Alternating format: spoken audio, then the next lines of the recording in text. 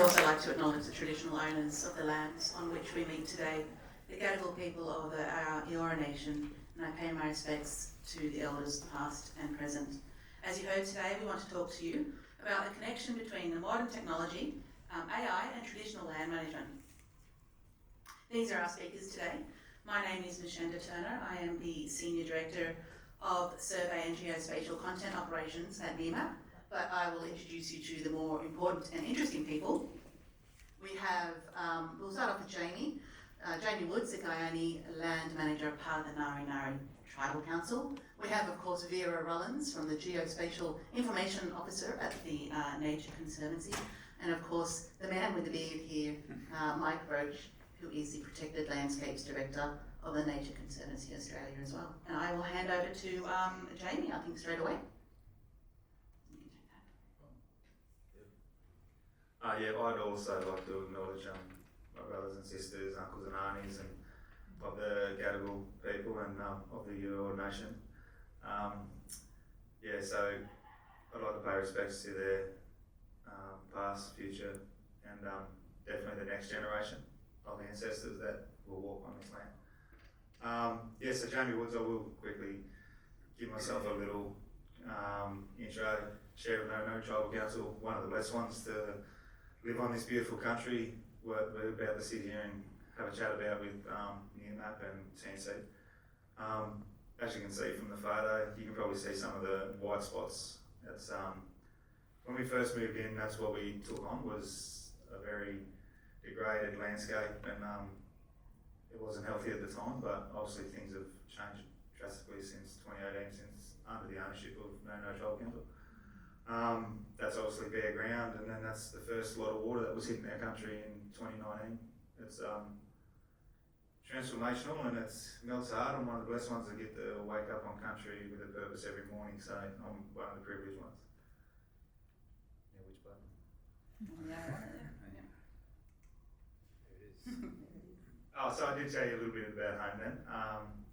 This is obviously Simon's favourite photo. He has got it as a screensaver now. Obviously, Gayini produces the next generation to the world pretty much in a nutshell. It produces obviously 28,000 pelicans last year, but how many? 28,000. 28,000. Yeah. So to us, it doesn't just produce the pelican, of course, but it produces the next generation of migratory birds, threatened species, endangered species. We have, all them, birds and flora and fauna that needs to be protected into the future. So that country does that on a daily basis, and of course we do need more places like this around Australia. So we're hoping that First Nations people will get the chance we got, and that was to manage at large scale. Such as Gayini, Narrow Lakes. There's places around the basin that require First Nations involvement and management without a doubt, with collaboration with great partners. Yeah, we had to throw this one up here, didn't we, Mike? Yeah. Yes, Gayini is a big place. We sort of wanted to compare it. We can tell you it's 88,000 hectares, but without showing people, really to show people, we sort of come up with a map. I did say that I actually live in here, and it's about 60 odd k's down the other end. It can take about an hour depending on which way you go to get down the other end. A little less traffic than in Sydney, right? I lived in Sydney for 10 years. I don't like traffic, trust me. At least there's no road rage out there. Yeah. The only thing you've got to wait for is the pelicans to get off the road. So yeah, as you can see, we worked out it was 16 Sydney harbours. Yeah. It's very big. Takes our land management ranger teams plenty of hours of the day to get around with the best management and the road maintenance, but we wouldn't change a thing. And I think that the context map up there shows you where Gayini is in relation to Sydney, out in the Murrumbidgee floodplain. Are there many mountains out there, Jamie? No, not many. Yeah, you don't get frost on your eyebrows. It's not too high out there. But all that high ground you'll see from some of the imagery, and that our high ground is all our red soil, and our red soil is obviously where all our cultural heritage is. It's massively, I think there's 1,177 Aboriginal sites, so to speak, features on that landscape, but you're looking at any more, probably probably more than 30,000, but we don't need to put the dots on the map anymore because they're protected forever. But yeah, there's more like 30 to 40,000 cultural features on that landscape alone. It's very rich in culture and heritage.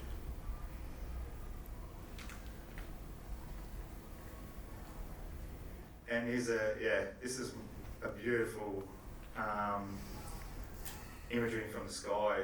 Literally, there's about 230 hectares of the low Murrumbidgee floodplain. We obviously own the biggest part, as you can see on the imagery. And it plays a crucial role for the other ecosystems below us. Obviously, ours is large floodplain, and it does its ecosystem service and paves the way for the bottom end where you can see the darker green right on our western boundary, and that's all red gums. Without this system, that system doesn't survive into the future. You know, it produces black water, it produces bad DO levels, it could produce under different management, or under the management for us that was causing them problems, but it doesn't cause it anymore, which is a great story in itself. So with the water that comes out of the river, it goes from totally brown to crystal clear, and you can see 2 metres at the bottom of it. And that's our aim as land managers and First Nation people, because that's what our owners told us they used to see as kids. They used to be able to dive and pick up the crayfish and, you know, dive under and spear the fish underneath the logs because that's where they're hiding. And that's what we're trying to achieve on that scale on that floodline. And the pelicans. Gotta have the pelicans. No, there's pelicans in there, but obviously this bird, which is the black swan, my kids like to call him Buddy Franklin because he was the black swan. But that's right, it is. But yes, as you can see, plenty of birds when the water comes.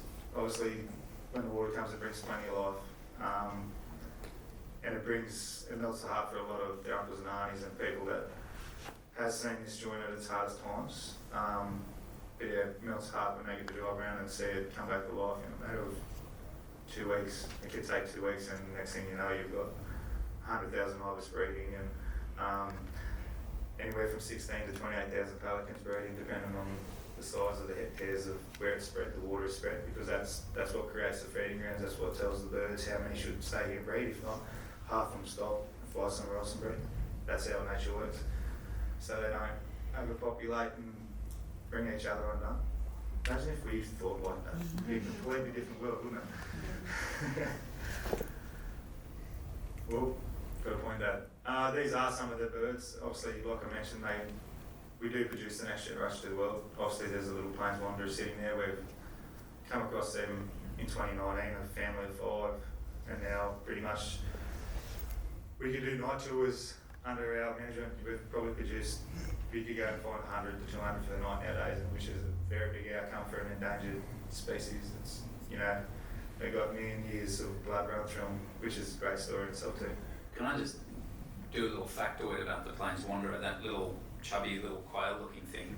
It's like the koala equivalent in the bird world. Koalas are evolutionarily distinct, like no other creature on Earth, and same with the plains wanderer. And so they're really special, but there's only about 1,000 of them left in the wild. And so the fact that they're on this property, thanks to the good management of the Nari Nari Tribal Council, is a testament to your good work.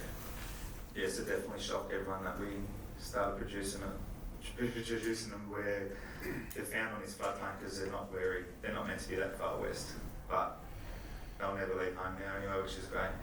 Obviously, we do a lot of pest management work, and we've work hard on that side of things, because as I said, if we don't do the hard work, then you can't produce these outcomes as it is.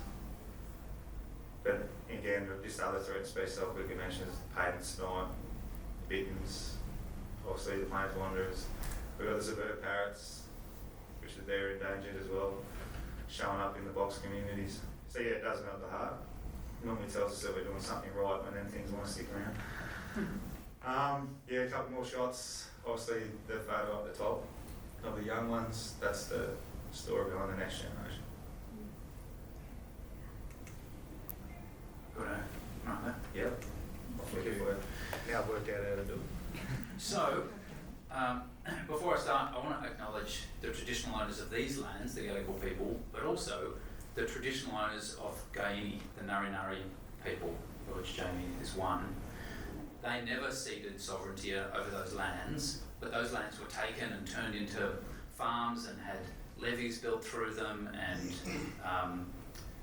but the water quality went down, they lost the species, and so as part of the Murray-Darling Basin Plan, the New South Wales and Australian governments bought the land that is now Gayini, and then the Nature Conservancy, which is where Vera and I work, along with this consortium of Nari Nari Tribal Council, the Ecosystem Science Centre at UNSW, and also Murray-Darling Wetlands Working Group, formed a consortium to work together to look after Gayini, and that happened back in 2018, and in 2019 we handed the land back to the traditional owners, the Nari Nari Tribal Council, and so now it's in their hands and we're providing some assistance where required, but really Jamie and the crew are doing all the work.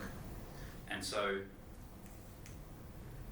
that handover was a very special event for all of us, and is kind of a crucial part of the history of this place.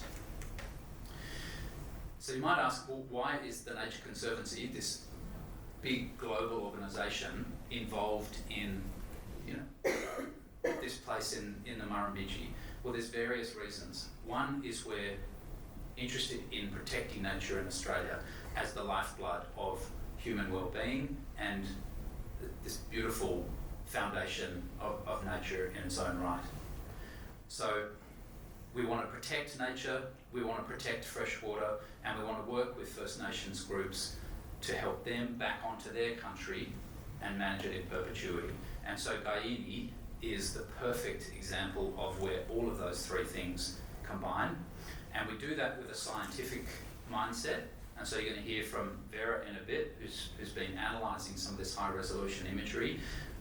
But first, Mashenda's going to talk to you about this amazing imagery that was captured of Gayini and how it all works. Thank you. That's a big me on the wall there. So I'm from Nearmap and we're part of this partnership.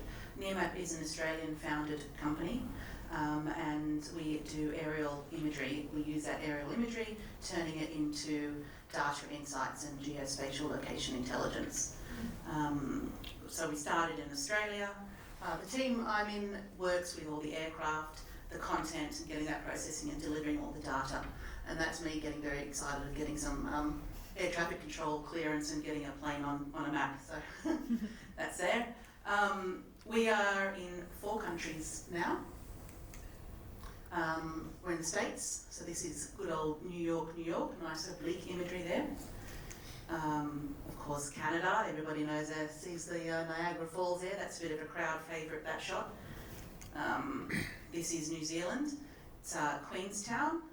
Nice little bridge that our wonderful Kiwi compadres like to wrap a rubber band around their ankles and jump off from for some reason. That's what those guys do. And of course, the money shot for today. This is where we are. We took this survey in about the end of July this year. You can see there's actually a fair bit of work done in that construction zone outside. We fly light aircraft. We use light aircraft. We're generally flying between about 8,000 and 19,000 feet. We can go higher or lower depending on maybe what air traffic control asks for us from the day, or if there's some turbulence at a certain height, or if we're trying to get in under some clouds. We do this serpentine motion. It's the back and forth over an area that we want to capture. We're pretty unique in that Nearmap owns the whole process. We design and build our camera systems in our office at Barangaroo, and also all the bespoke software that does the processing and all the AI imagery that we use. When we do capture, we need stable, clear skies. No cloud, no turbulence, no wind at altitude. We try and capture only within sun angle of 30 degrees from the horizon, just to minimise shadows. This is not one of our aircraft. This is cool. This is just to kind of show what capturing aerial imagery at scale actually means. You can see from that earlier imagery of Gayini from, really high, you can see the full area. And yet with this imagery you can kind of zoom right in, and that helps with the AI detection layers that we build. You can see every line of the pavement. Tiles. Yeah. But what's the spatial resolution of the imagery? This one was probably about 5.5 centimetres. So GSD is a measure of almost like clarity, how much you can see in each pixel. The lower that number, the more you get to see before it goes blurry. If you've used Google Maps and you zoom in too far and then you just can't see what you're looking at, it's because that sort of resolution of maybe 25 centimetres or so, and that's the difference between light aircraft using, getting to be able to see at this scale. And we do have some pretty cool photos coming through, and it's actually worth mentioning all the photos we have here are real. We know we're in a tech conference and we've got all kinds of AI things, making up things, and wonderful. Yeah, they're not AI generated. everything here is No, we painted actually pelicans. real. Pelicans, yeah, that's right. There was only one pelican, you just chopped it out and put it in. Yeah, I know. So capturing at scale with the light aircraft means we kind of consider our Sydney footprint is about 7,500 square kilometres. That's about where 5 million people live. And so you can't do that with drone, and you can't see it as well with satellite. And that's where that light aircraft aerial imagery kind of space is. This is a vertical imagery shot. I think this is out near Bondi, somewhere similar.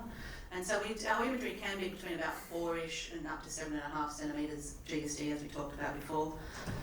We use this vertical imagery to create AI data layers. There's a lot of magic, there's a lot of tech behind that, and I'm not part of that team, and I'm not even going to try and pretend to talk about that. It's very clever, but everything that we do capture and publish does get the AI layers run over it. And I think we've got up to about 130 or so different detection layers. And so you can kind of see from here what that really means, that AI showing us in the geospatial way of what is where, and then you can take that data and use it in all sorts of ways. And Vera will show us a really nice way of how it's used. We also do, we can take oblique imagery and we use that and we create 3D content. So we get 3D mesh, kind of like this. From that we can have panoramas, we have terrain data levels, point cloud, true ortho, and then of course just the oblique shots like we saw earlier with New York and this office here today. Another kind of thing we do is near infrared. That can be used for the health of vegetation and comparison year on year. Another thing we do with, this is just kind of an example of where aerial imagery can be used, is after natural disasters. Nearmap tried to fly, we have a program called Impact Response where we try and get in after a natural disaster and capture what's happened on the ground. This was a Northern Beaches fire that happened a few weekends ago. I've picked it basically because it's very new, it was very close to my house, and it's got the cool little RFS helicopter in there, so that's probably the real reason why that one's there. We also, in the last few years, have done a lot of flood work, obviously in the last couple of years. So that capturing at this kind of scale really allows us to see how that water moves through the landscape. So Nearmap generally, we're obviously kind of working where the population and the infrastructure is. This is a particular project and a partnership with TNC for, it's called like a Nearmap for Good, using profits for I guess it was charity work to describe it. We're able to capture such a large area, and we provide that by vertical and AI data to TNC and the Nari Nari Tribal Council. We try and capture this, we do it 2 times a year, and we try and plan it to do it about the same time every year because that allows Vera and the team more meaningful comparisons by using it at the same time each year. And it's a very remote area, as you saw on that map at the beginning, so we try and time it. If we're going to capture our Mildura survey, we try and do it at the same time, just trying to make some efficiencies for ourselves. The last one, this is the last one we did, it was at the 27th of September. I was after a really big rain band kind of came through, if everybody remembers that their weekend plans were ruined a little while ago. This one was flown at about 8,000 feet, and it took about 4 hours to get done, and Jamie was out there. I believe he was nude sunbaking for that. Yeah, we'll find you. Let's see. Yeah, We'll find you. So this isn't really beautiful. This is on the land at Gayini.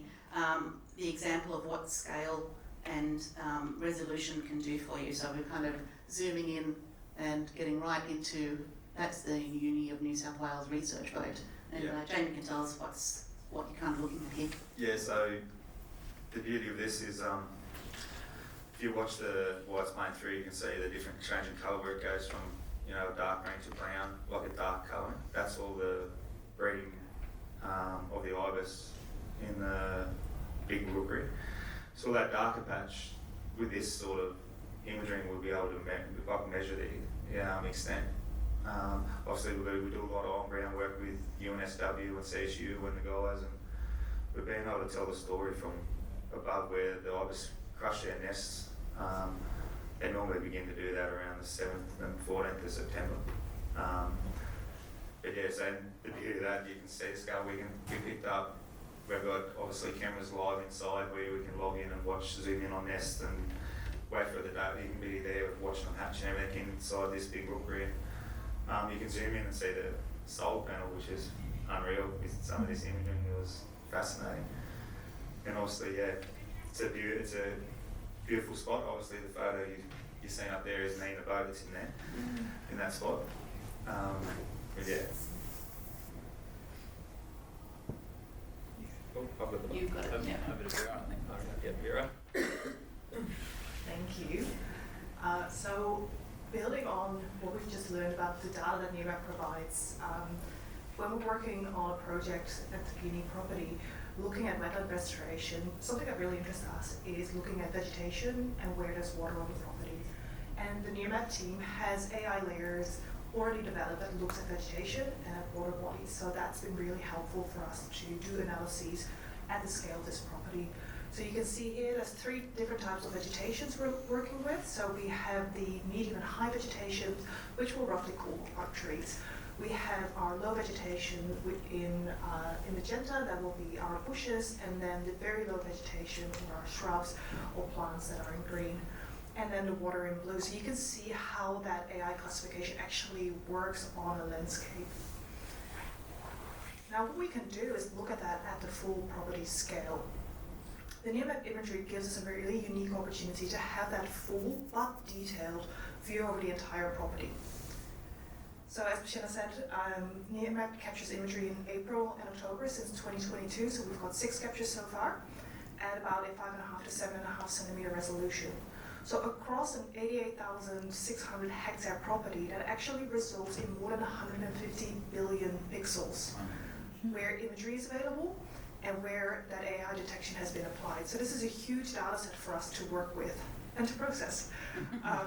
So here, that comes to me, which as a GIS geek, I love.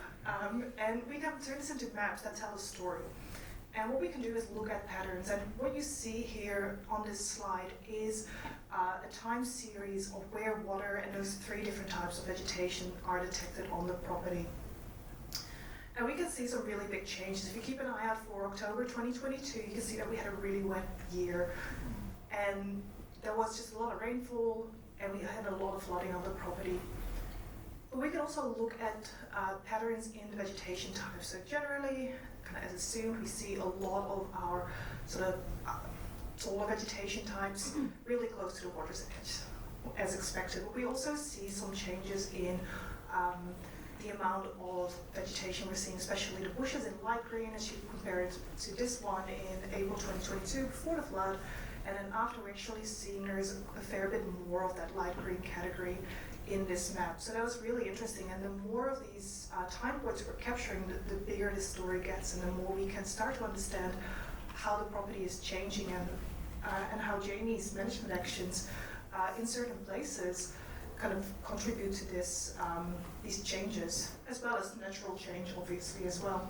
And just a quick reminder, looking at that map looks, it's hard to tell scale.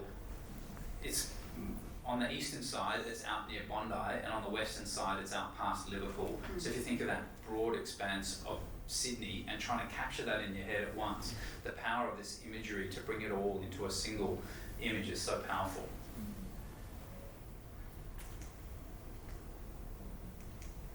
And likewise, we can zoom right back in, and this capture is really amazing because it shows both a seasonal difference. So we have an October capture on the left and an April capture on the right, and just seeing the difference in just the greenness, for lack of better jargon, is amazing. And Jamie told me that this is one of the black swan breeding grounds, and they come here because the water stays in this spot for quite a long time. It's not a really deep part of water, but it's a different soil there, so it obviously grows different vegetation in this spot compared to the big imaging you've seen where the boat was. But since the flooding, and I must say I got locked out for 8 months during the floods. I lived in a caravan, had another property for 8 months while this whole joint pretty much went underwater. And like I said, the only thing that was out of water was our cultured heritage, was all our burial sites and everything.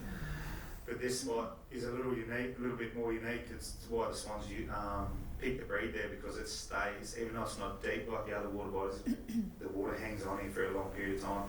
And it's still green in that spot at the moment, so if we wanted to hunt and find animals at the moment, perfect spot is right there still, because it's still green, it's still hanging on longer than anywhere else in the floodplain. But yeah, so country does tell us where we should and where we should be going to look for food. And that brings us also back to our water stories. Thanks for sharing your experience with that flooding. And one of the interesting bits when you're working on a wetland restoration project is how you're going to change your land back from a heavily modified agricultural lands to be more natural wetlands. And one of the things that require is a more natural flooding regime to be reinstated. And when we use our the water AI layers, we can start overlaying these on top of each other and see how often each area has flooded in those last 6 captures. And what we see here is a map where everything in white within the property boundary we've never detected water there. So we'll call that the dry area, and with that blue shading, you get to the areas that were wet regularly. So the darkest blue are those that were always wet in all our 6 captures. And these are, for example, the lakes in the bottom left corner there.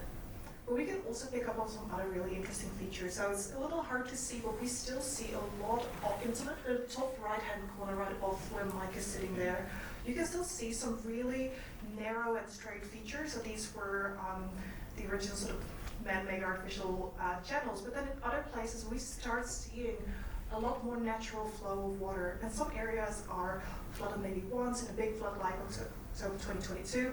Others maybe flood a little bit more regularly. So I'm not sure if it's going to work, but this little spot here, that's where the black swan breeding ground is that we just looked at the slide before. So seeing that actually pops out, not as a permanently wet place or in the deepest blue, but it does show up on the map. So it really brings an interesting narrative in terms of the scales and how that full property view can help in your story and your management. And with that, I'd like to hand it back over to Jamie to tell us a little bit about what we can do with this data. Probably got about 2 minutes. Yeah, about 2 minutes. Sweet. It'll help us very quick. I'll be very quick. Remember I said I wanted questions at the end. Might have a bit more time. Yeah, maybe. Lee might kick us out. It's definitely going to inform our management into the future tenfold. Obviously, the vision for this place when we took it on was to turn it back to its near natural state. Short, sweet, but hits the heart, hits outcomes. That's what our vision was for the whole joint, was turn it back to its near natural state. Obviously, there was a lot of constraints, banks in this landscape.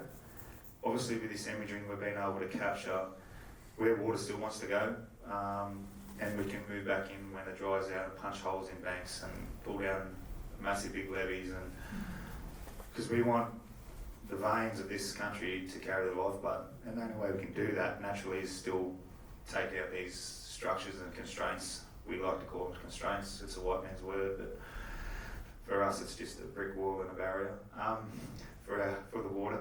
But yeah, that's our main goal for the organisation and the community and mob, is the near natural state, and it's doing it. We've punched probably 200 extra holes already from our on-ground stuff, but this will fast track being able to watch it. We've put choppers in the air during floods. We've spent a lot of our own money flying over and going bang, dropping GPS points. We won't have to do that now. because the capturing of this will tell us where the constraints are still in the landscape. I'm trying to be quick. Excellent. Too quick. Back to the pelicans. Now, this is the one they want us to get to, the pelicans. Yes. So, yeah, getting back, we do, in certain years, in wet years, we do produce a lot of pelicans.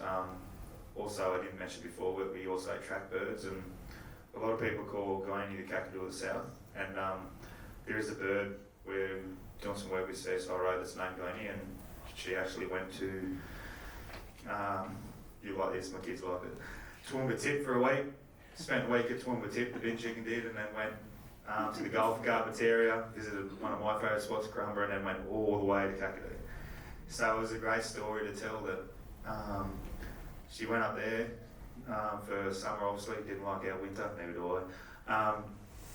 And then turned around and come back and bred on us the following year on Kakadu of the south. So that connection between our mobs and birds and animals is telling that story still in the landscape. But the pelicans, yes, they do a big ecosystem service for us in the floodplain. They eat a lot of carp. Simon's going to come out one year. Simon, you've got to come and walk the bank and have a look at them all, and watch the goannas eat all the eggs, and that's a sight in itself. Yeah, Jamie showed us a picture of his kids in front of this bank, and all of the pelican eggs are just on that bank, like as far as you can see. This amazing breeding centre. It's phenomenal. Yeah, it's a unique place. We tagged 400 last year off the back when we moved in. Last May we tagged 400 young ones, and they've been known to frequent the bike races at Phillip Island and that already. So they've been seen around the place. So if you're anywhere in Australia, keep your eye out. If they've got blue bands on, they're definitely our pelicans. Ours have all got blue bands on now. But we tagged 400 out of the 28,000. I was like, how many tags you got? And I said, 400, so that's a lot. I said, I thought you meant you were going to tag every single one. That'd be worried. Oh, rush. Mike, is this me or you? Oh, that's just a shot. This is you. Yeah, it's just a shot of my beautiful water views. That's my creek I live on. It's called Tonga Creek. And that's where home is. Obviously, the house you can see right at the end of it is one of our consortium partners. We named it after TNC. And I live just around the bend a little bit downstream, and that's where we get to, like I said, wake up with a purpose every day to do what we do. So it's very, very unique. And I love that you've already painted that vision of the future that you're driving towards. That's healthy country, healthy people, and getting that place back to what it was and what it has been for thousands of years. Yeah, we always said that as this country healed, it healed the people that were involved in it. That's the big impact story. That's the plan, because it was hurting so much, so we knew to do a job on everyone else. It's true. Nice. I'll just press it. Today, I want to thank Vera, Jamie, and Mike for coming up here today with us. It's a great story, and I certainly hope everybody here is able to take all the 6 home with them.